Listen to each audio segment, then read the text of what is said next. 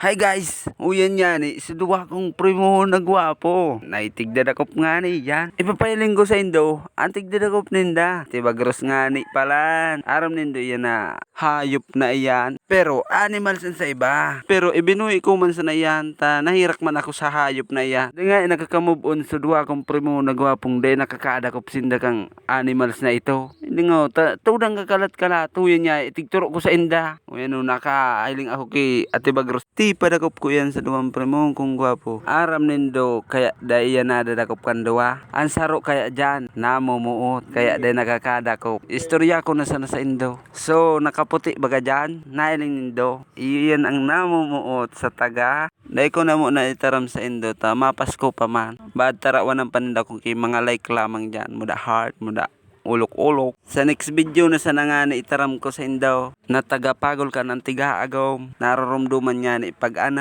may tugtog na magayonaw. Bye bye!